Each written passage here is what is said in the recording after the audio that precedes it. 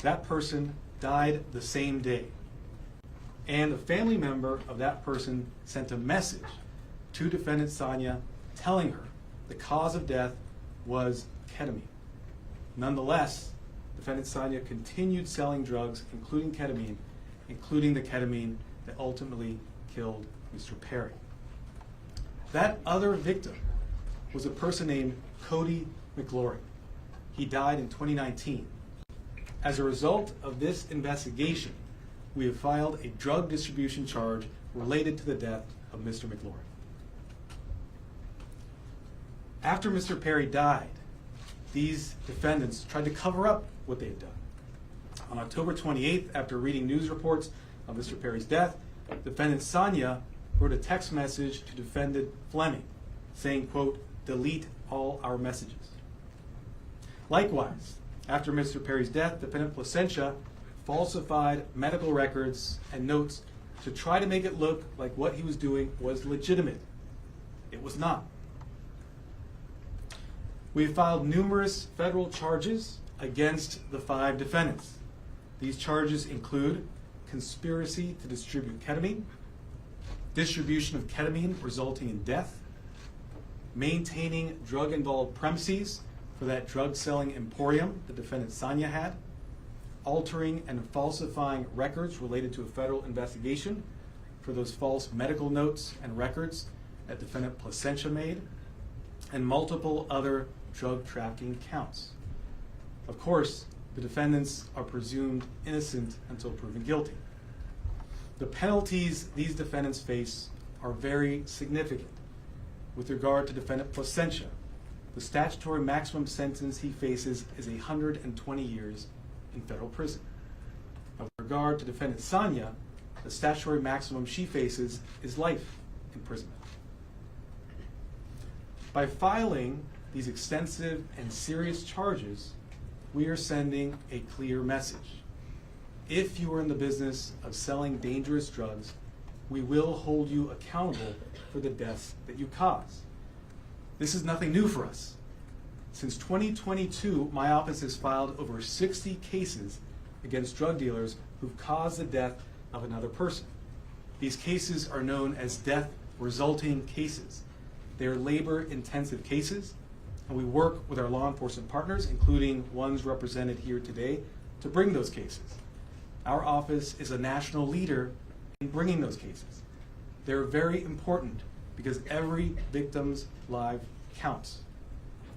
If you are in the drug selling business and you're selling dangerous drugs, you are playing roulette with other people's lives, just like the 5 defendants here did to Mr. Perry. Defendants nowadays are on full notice that the products they sell could result in the death of another person. Therefore, if you're in the drug business, and despite these risks you continue in the drug business, you are pushed by greed to gamble with other people's lives, be advised, we will hold you accountable. I want to thank our partners in this case, the Los Angeles Police Department, the Drug Enforcement Administration, and the U.S. Postal Inspection Service. These investigators did a phenomenal job digging into the case, looking at every angle to develop a case, a strong case, against not only those who killed Mr. Perry, but also Mr. McGlory. I want to note that these cases are important and we'll continue to collaborate with our law enforcement partners to bring them, to ensure that justice is brought to every victim. And finally, let me thank the prosecutors responsible for the investigation and the prosecution of this case. Those are Assistant United States Attorneys Ian Yanello and Xiaohan Tsai. And now I'd like to introduce Chief of Los Angeles Police Department, Dominic Choi. All right. Good morning, and thank you, Martine. You know, while it's tragedy that brings us all here together, I'm happy to stand here knowing that these dangerous individuals are no longer on the streets and they won't be able to harm anyone else. The Los Angeles Police Department and our partners here today, we're committed to investigating all cases like this, and it's regardless of someone's background or socioeconomic status. And just with all of our cases, this investigation was done impartially. We let the facts drive this investigation, and those facts led us to a group of individuals who were responsible for supplying and distributing to Mr. Perry narcotics that led to his unfortunate and untimely death. The group standing here today, it's a prime example how our partnerships and our collaboration can yield meaningful results. I want to thank LAPD, our Robbery Homicide Division, who is standing in the back there, the U.S. Attorney Martin Estrada and his team, the DEA and her team, as well as the U.S. Postal Inspection Service and their team for their hard work, diligence, and real patience. Now, I know people think this took a long time, but there was a lot of work, a lot of investigative strategies that went into this to make sure that there's a solid case and that we can pursue this in the courts. Our relationship with our federal partners, it helps us ensure that these criminals will have meaningful sentences and be an example for anyone that is willing to risk or jeopardize distributing and supplying unlawful or narcotics to anyone. And I just really want people to know that that is the message. You cannot get away with this regardless of your background or socioeconomic status. Breaking the law is breaking the law, and you are dangerous and you are jeopardizing lives. So thank you all of my partners for being involved in this and bringing us to where we are at today. And at this time, I'd like to introduce DEA Administrator Ann Milgram.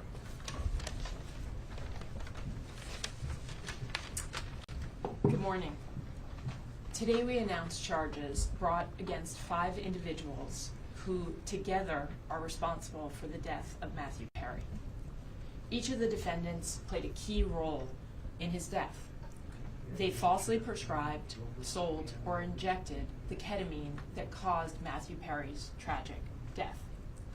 In the United States, most forms of ketamine are only approved by the Food and Drug Administration for anesthesia. A nasal spray version is approved for treatment of depression, but only in a certified medical setting. Here, Matthew Perry sought treatment for depression and anxiety and went to a local clinic where he became addicted to intravenous ketamine. When clinic doctors refused to increase his dosage, he turned to unscrupulous doctors who saw Perry as a way to make quick money. Dr. Plasencia and Dr. Chavez violated the oath they took to care for their patients. Instead of do no harm, they did harm so that they could make more money. Without performing any medical evaluation or monitoring, they supplied Matthew Perry with large amounts of ketamine in exchange for large sums of money, charging Perry $2,000 for a vial that cost Dr. Chavez approximately $12. As Matthew Perry's ketamine addiction grew, he wanted more, and he wanted it faster and cheaper. That is how he ended up buying from street dealers who sold the ketamine that ultimately led to his death.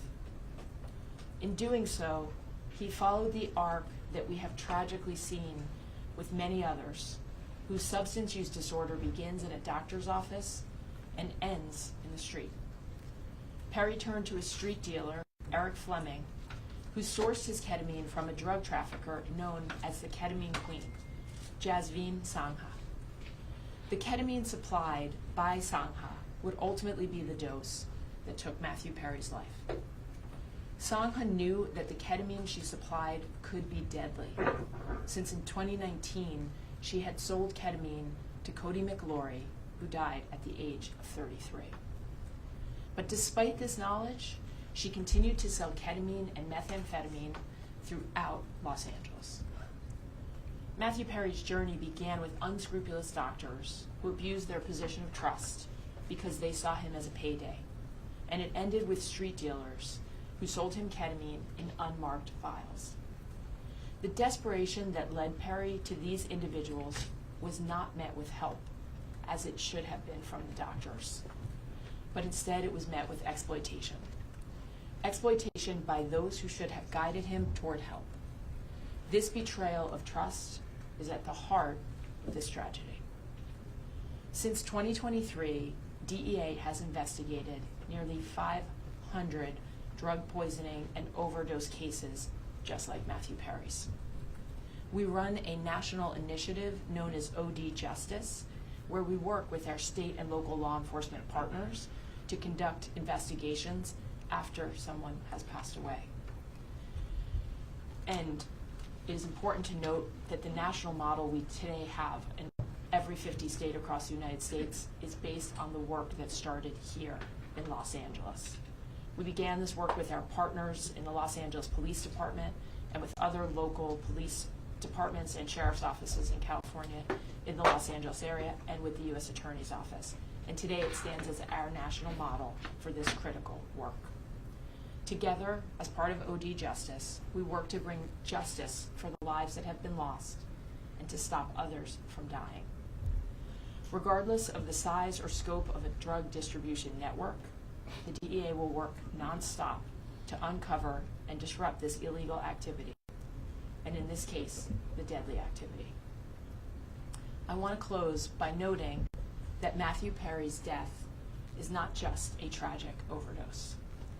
After his 2020 book openly discussed his struggles with substance use disorder, Matthew Perry told podcast host Tom Power that he would prefer to be remembered for helping people rather than for his work on Friends as Chandler Bing. And so perhaps what has happened and the tragic details that we are discussing today can help others and save lives. I want to thank the Los Angeles Police Department, the United States Postal Inspection Service, and the United States Attorney's Office in the Central District of California for their tremendous partnership and their outstanding dedication to this case. I also have the privilege of serving every single day with the men and women of the DEA, and today I want to particularly recognize the outstanding work of our Los Angeles Field Division, as well as our diversion investigators who tirelessly worked on this case to bring justice to the victims and the families. Thank you. It's now my privilege to introduce Postal Inspector Shields.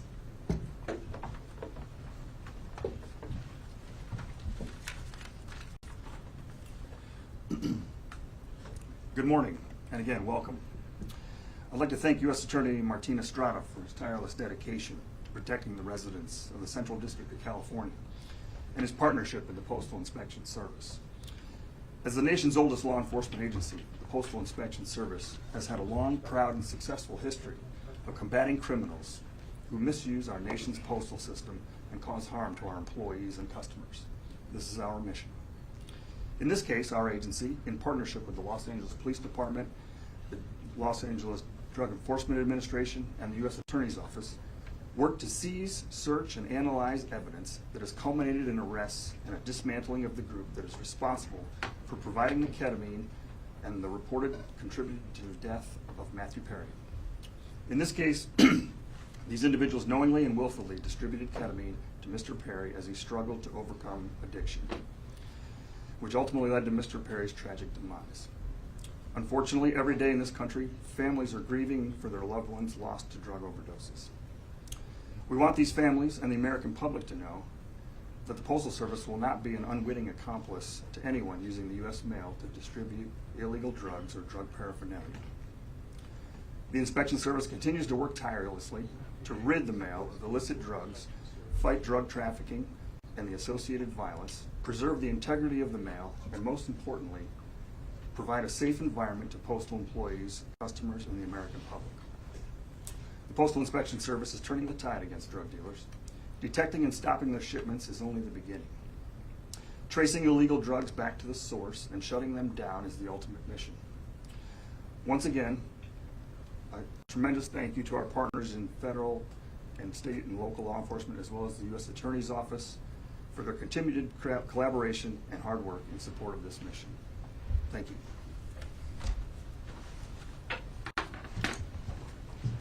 I'll now do brief remarks in Spanish, and then we'll do questions and answers. Where are the Spanish language reporters? Hold up your hands. Okay, great.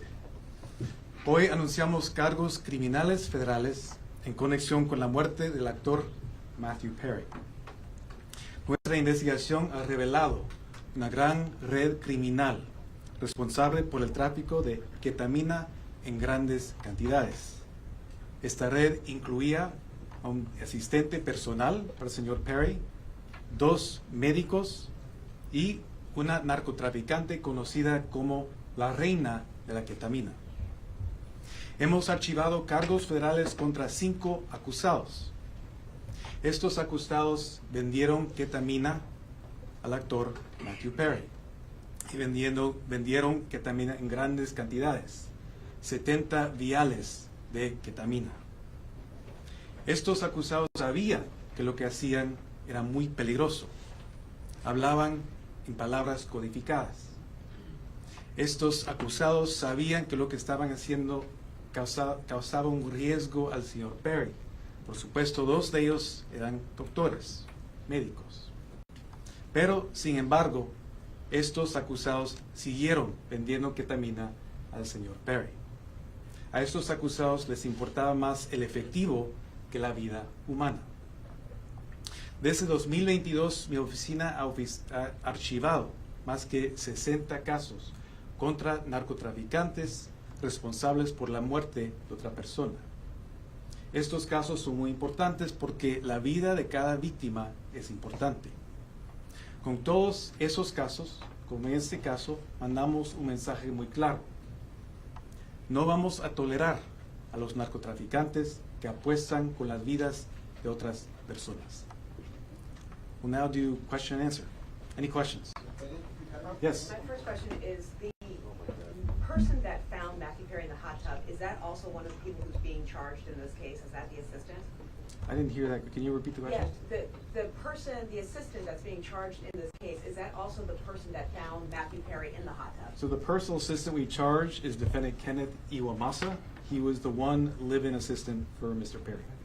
Is he the one that Yes. found him in the hot tub? Yes. The doctor, when the patient tragically died in 2019, did law enforcement look into that death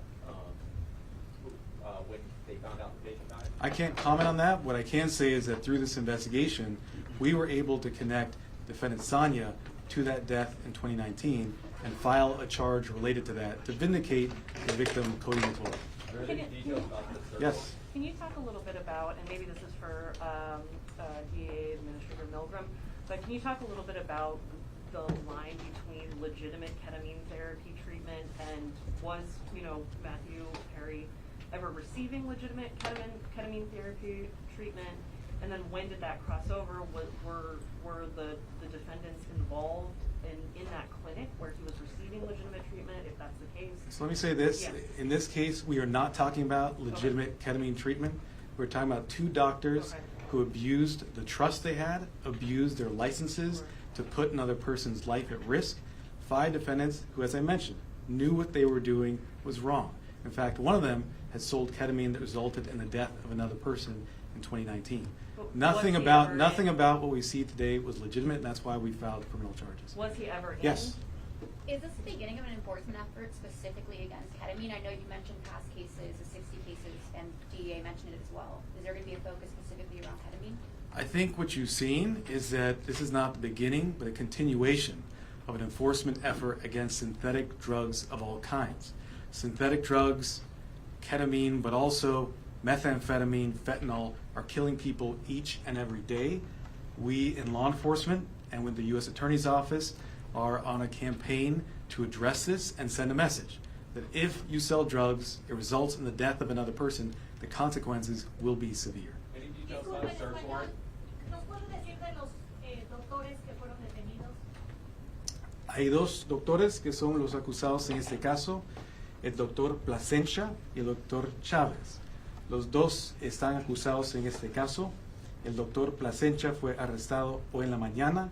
El doctor Chávez ya ha sido preso y también ya ha declarado su culpabilidad. Any details about the search warrant as to when it was executed, besides the drugs, any other items that may have been seized or recovered? So with regard to defendant Sanya, that search warrant was executed earlier this year. During that search, as I mentioned, we found not just 80 vials of ketamine, thousands of pills containing methamphetamine, cocaine, bottles of Xanax and other illegally prescribed drugs, and drug selling paraphernalia. As I mentioned, it was a drug selling emporium. You have your hand up in the middle. Yes, Nikki Smith with Entertainment Tonight. Are there any other celebrities involved in this investigation, and if so, who? I've mentioned the defendants in this case. We have 5 defendants. The lead defendants are defendants Jasvine Sanya, Salvador Plasencia. We also have defendants Mark Chavez, another medical doctor. We have defendant Kenneth Iwamasa and defendant Eric Fleming. We look at the evidence, we see where that goes. We don't charge people based on whether they're celebrities or not celebrities. We charge them based on the evidence. I think what my colleague here was getting at before is in the autopsy report that was made public about his death, there were 2 physicians who were listed as being involved in Mr. Perry's treatment prior to his death. One of them was involved in what appeared to be legitimate therapeutic use of ketamine. Is there any indication that the people who were doing the off-label recreational use were connected with the legitimate therapy he was getting at any point? And So then what I'll second- tell you is, Yeah. before we get to your second, what I'll tell you is that in our cases, we go where the evidence leads us. We also respect patient privacy. What I will say is an autopsy was conducted. That autopsy showed Mr. Perry died as a result of the acute effects of ketamine. I won't go into further detail about Mr. Perry's personal history. Okay. Yes. And then Were any of the 5 charged on your radar prior to Perry's overdose? I can't comment on that. What I will say is the investigation is ongoing, but what we're announcing today are serious federal charges against these 5 defendants, supported by an extensive investigation. Sir, can you clarify the relationship? This woman has been patiently, have her hand up, yes? Yes, Chavez was detained. When was he detained, and was it related to this case as well? Defendant Chavez is a defendant in this case. Right. We filed this morning a plea agreement for defendant Chavez. So he's already not entered, but we have a filed plea agreement for him. 2 other defendants, defendant Iwamasa, have also signed plea agreements. That plea agreement has been entered. And defendant Fleming has signed a plea agreement. That plea agreement has been entered.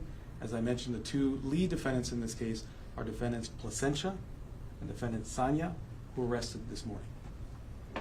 Yes, sir. There were reports. No, there's the patient man behind you.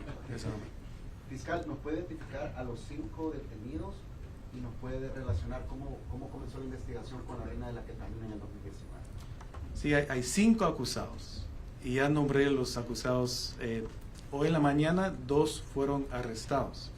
Fue la acusada Sanya y el acusado Plasencia, que fue un doctor médico. Sir, can Yes. Yeah, there were reports this morning that the investigation could have uncovered other Hollywood celebrities who may have been buying from this same network. Is that accurate? And can you give us any sense of the customers that they were dealing with? So I can't comment on reports that are out there, their accuracy or inaccuracy. What I can tell you are the facts that we developed through our investigation. Those facts are what I've related to you this morning. Yes. You mentioned the queen of ketamine out of North Hollywood. What does that actually mean? How big was the network of people to whom she was selling narcotics and specifically ketamine? What I can say about defendant Sanya, known as the ketamine queen, was that she was a major source of supply for ketamine to others as well as Mr. Perry. I think the fact that we searched her house and found a drug selling emporium, including 80 vials of ketamine, would strongly suggest she was selling to many other individuals. Can you give a number? Dozens, tens? I cannot, unfortunately, no. Any evidence as far as if on how You, far let me, the gentleman there in the back. Extra TV, what has been Matthew's parents and family's reaction to the news coming out today? So I won't comment on specific statements made by victims' families. We value confidentiality. What I will say is that the work of our office is victim-driven. We work with victims, including their families, each and every day, not just on this case, but on all our cases, including the over 60 death-resulting cases I mentioned earlier. We have been in communication, and I will leave it at that. Yes? Hello, sir. Were all the defendants American citizens, and where were they sourcing their drugs? What I can say is that all the defendants, actually I can't comment on citizenship at this time. I can't comment on the sourcing either. I've given you the facts in terms of the drug selling. Yes, sir. With regard to the death of Mr. McClure and the other victim, see that his death was also a ketamine overdose. Is that investigation into his death linked to the investigation of Perry, or was it only after the death of Perry that you realized the link with Mr. McClure's death? Sure, it was through the investigation in this case, as the investigators did a thorough job, followed every lead, pulled every string to see what had occurred. They learned about the extent of defendant Sonia's criminal conduct and learned about the sale in 2019. And because of that investigation, we have filed a charge related to the death of victim McClure.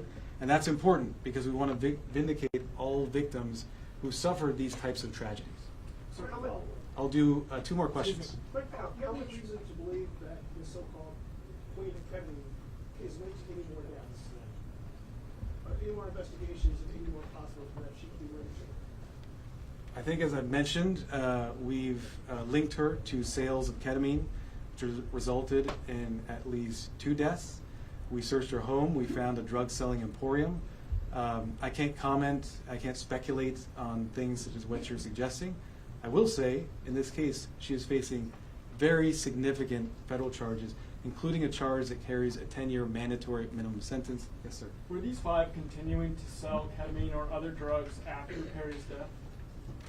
I can't comment on that in terms of where they were selling. No, like but in terms of afterwards, were they what I still- can say is that we searched the home of one of the defendants following Mr. Perry's death. She had 80 vials of ketamine, thousands of pills of methamphetamine, cocaine, bottles of Xanax. Thank you very much. Appreciate it. Can you just clarify the relation, really? Did the doctors work with the street dealers specifically, or was that a separate sale of ketamine, or were they connected? So last question, because you've been so patient. We charge a conspiracy here. The conspiracy is against all 5 defendants for selling ketamine to Mr. Perry. Thank you so much.